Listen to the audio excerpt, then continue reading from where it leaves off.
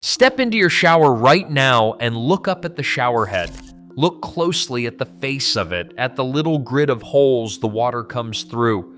Some of them are crusted over with a hard white deposit. Some are blocked completely, and when you run the shower, the water no longer falls in a full, even cone. It splits. It sprays sideways, it dribbles, it wanders off at angles. The truth is that you've been showering at perhaps 60% of the pressure your shower was built to deliver, and the decline was so gradual that you never once noticed it happen. But here is what caught my attention. In Japan, a shower head in this condition would not be quietly tolerated, and it would certainly not be thrown away. The reason it rarely reaches this state at all comes down to one small piece of chemistry and a bottle of something that costs about $2. Stay with me. By the end of this video, you will understand exactly where your shower's pressure went and why getting it back is far simpler than you have been led to believe. To understand any of this, we first have to know what that white crust truly is, because it is not dirt, and that single fact changes everything that follows. The water that flows into most homes is what is called hard water. The word hard has nothing to do with how the water feels against your skin. It means the water is carrying dissolved minerals, and chiefly it is carrying calcium. The water itself is invisible and leaves nothing behind when it dries, but the calcium is not water, and the calcium does not simply vanish. Every time the shower runs and the head dries between uses, an almost invisible trace of solid calcium is left behind on the metal. A single shower leaves a speck far too small to see, but a shower head is used many thousands of times across its life, and those specks do not rinse away. They accumulate. Layer settles patiently upon layer, and slowly the calcium builds into a hard, pale, stone-like crust. Scientists call that crust limescale, and it is, quite literally, a thin and growing layer of mineral stone. This is why the white deposit cannot be wiped away like ordinary grime, and it is why it clogs the holes from within rather than merely coating them on the outside. You are not looking at a dirty shower head. You are looking at one that is, very slowly, turning to stone. The Japanese approach to this begins from a quiet instinct. There is a word, souji, which translates loosely as cleaning, but reaches further than that English word does, toward the idea of keeping a home in its proper order through small and steady attention. Two ideas inside suji matter here. The first is the instinct to restore a thing rather than to replace it. To the suji eye, a shower head encrusted with mineral is not rubbish to be discarded. It is a perfectly sound fitting carrying a solvable problem, and a solvable problem is solved, not thrown out. There is a closely related Japanese idea, mo ain yai, the genuine regret felt at waste, and to discard a working shower head over a crust of mineral would be exactly the kind of small, thoughtless waste that Matane teaches a person to notice and to feel. The second idea is subtler still. Suji rests on regular attention, on the habit of truly looking at the ordinary objects of a home rather than seeing past them. A shower head spraying sideways is precisely the sort of small disorder a suji-trained eye would catch early, while it is still easy and inexpensive to put right. So, if that crust is mineral stone, the real question is not how hard to scrub it, but what undoes stone. And the answer is a piece of chemistry simple enough to have been understood in ordinary kitchens for centuries. Limescale, the hard calcium deposit, is alkaline. In the language of chemistry, it is a base. And every base has a natural opposite, an acid, which will react with it and take it apart. This is the heart of the entire matter. When an acid is brought to the alkaline mineral of limescale, the two do not merely rest beside one another. They react. The acid attacks the structure of the stone and converts that hard, insoluble mineral into new compounds that are soluble, compounds that dissolve harmlessly away into the surrounding liquid. The stone is, in effect, taken quietly to pieces and carried off. And this is not a violent or a dangerous chemistry, it is gentle. The gentlest and most ordinary acid of all is already sitting in nearly every kitchen cupboard.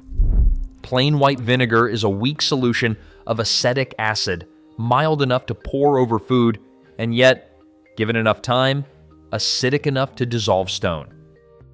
And time is the word that matters most of all. This is a slow reaction, not an instant one.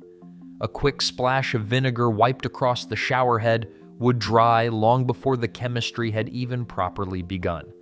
For the reaction to finish its work, the acid has to remain in contact with the limescale for hours, and it has to reach the mineral hidden deep inside the narrow jet holes, not merely the crust visible on the surface. That hidden deposit, packed into the holes themselves, is the true cause of the weak and wandering spray. Once the chemistry is understood, the Japanese method almost designs itself. If the acid needs only to surround the shower head and remain there undisturbed, then the head is simply given a long, still bath in vinegar overnight. And because most shower heads are fixed to the wall and cannot be lifted down into a bowl, a humble plastic bag becomes the bath, holding the vinegar against every hole at once while the household sleeps. There is no scrubbing in this and no real effort at all. The slow reaction does its work through the night, and by morning, the stone is gone. Whatever soft trace might still linger at the very narrowest point of a hole is, after a night in acid, no longer stone at all, and yields to the lightest touch of a fingertip. The pressure that returns was never truly lost. It had only been held back hole by a mineral that an acid quietly dissolved. That $2 figure deserves a precise accounting, because the title made a promise, and a promise ought to be kept. The whole of this method rests on a single bottle of plain white vinegar, and a bottle of white vinegar costs in most shops somewhere around $2 to $3. A single overnight soak draws only a small part of that bottle. The plastic bag and a band to hold it in place are things almost every kitchen already contains, worth a few cents, if anything at all. So $2 is honestly a generous estimate, and the true cost of restoring one shower head is less than the price of a single cup of coffee. Set that figure beside the alternative. A replacement shower head runs anywhere from $20 to $50, and where the old one is an awkward fixed fitting, a plumber's fee can settle on top of that. The real comparison, then, is a couple of dollars against 50 or more, and the cheaper path does not deliver the lesser result. It delivers the better one because it restores the shower you already chose and already own. The deeper lesson here was never really about a shower head. It is about the quiet danger of decline that is slow. Had your shower lost half its pressure in a single morning, you would have noticed at once, and you would have acted that very day. But it did not lose its pressure in that way. It lost it a fraction at a time, across years, so gradually that on no single day was there anything visible enough to notice. And so, without ever once choosing to, you adjusted. You lowered very slightly your sense of what a shower ought to feel like, and then lowered it again and again until a thin and sideways spray had quietly become your normal. This is how slow decline always works within a home and far beyond the walls of one. It never announces itself. It asks only that you grow a little used to it, and then a little more. And this is the true reason Tsuji is built upon regular, deliberate attention. That attention is not really about tidiness at all. It is a way of refusing to let the slow decline slip past unseen while they are still small enough and cheap enough to undo. So tonight, before you sleep, it may be worth looking up at your own shower head and asking quietly how long it has been fading. The chemistry that restores it is patient, ordinary, and very nearly free. and your next morning shower will tell you everything you need to know.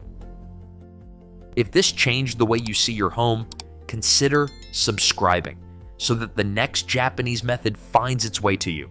And if you would like every method gathered together in one place, you will find it waiting in the description below.